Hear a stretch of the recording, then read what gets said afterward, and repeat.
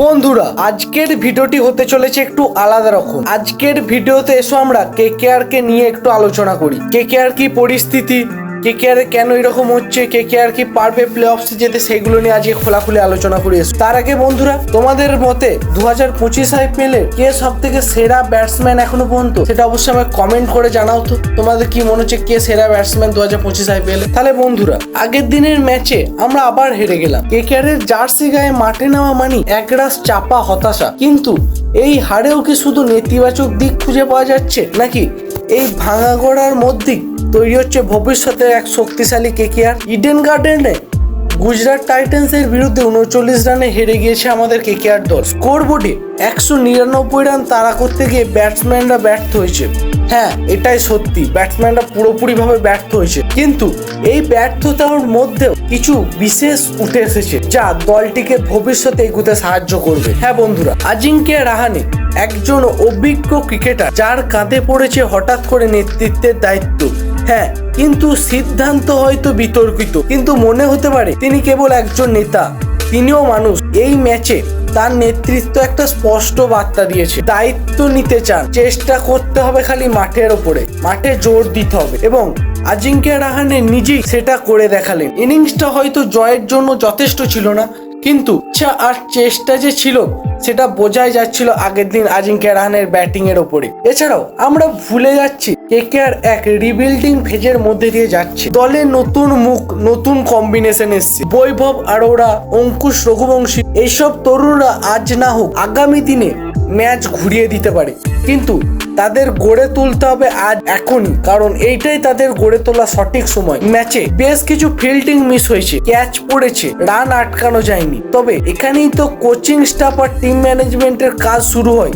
এই ভুলগুলো যদি শিক্ষা নিয়ে নেওয়া হয় এবং সেখান থেকে যদি কি পরিবর্তন দরকার সেগুলো যদি কোচিং স্টাফরা করে, তাহলে টিম অনেকটাই ইমপ্রুভমেন্ট করতে পারবে তাদের পারফরমেন্স। এছাড়াও আগের দিন ম্যাচে হারের পর অনেকেই বলছে কেকেআর আর কোনো আশা নেই, তারা কিছুতেই প্লে অফসে পৌঁছাতে পারবে না। কিন্তু ক্রিকেট শেষ বলের খেল, শেষ বল পারে সবকিছুই বদলে দিতে। এখনো হাতে কিছু ম্যাচ আছে আমাদের, আর এই ম্যাচগুলোতেই হয়তো আমরা আবার ফিরে দাঁড়াতে চলেছি এবং হয়তো হাঁটতে হাঁটতে শিক্ষা নিচ্ছি কিছু, এবং নতুনের জয়ের দিকে গল্প লিখছি আমরাই। সমর্থকদের হতাশ হওয়ার কিছু নেই, কারণ এই দলটা একদিন দেখিয়েছে কিভাবে আন্ডারডগ হয়ে ওঠা যায়, কিভাবে চ্যাম্পিয়ন হয়ে ওঠা যায়।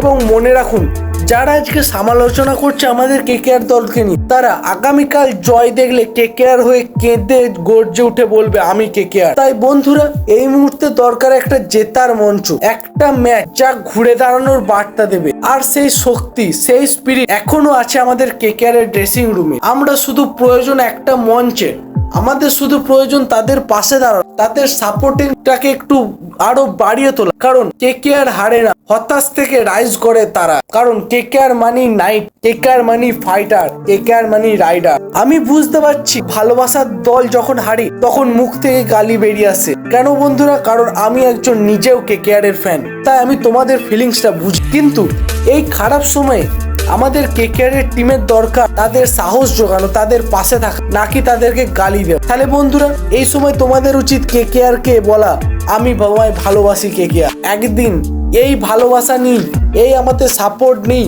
আমরা জয়ে ফিরবে আমাদের কেকেআর দল। তাই আমি পাশে আছি আমাদের কেকেআর দলে, তোমরা অবশ্যই কেকেআর দলের পাশে থাকো, কারণ কেকেআর মানি ফাইটার। তাহলে বন্ধুরা, বুঝলে কেকেআর এর পরিস্থিতি।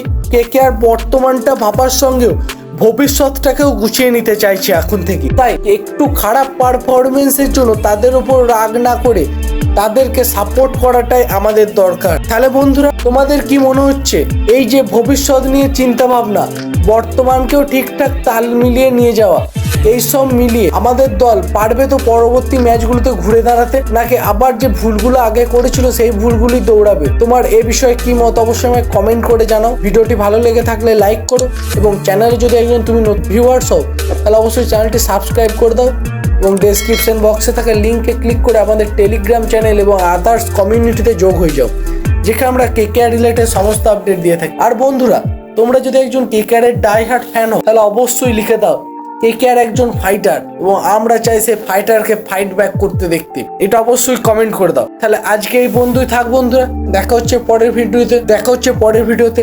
জয় কেকেআর।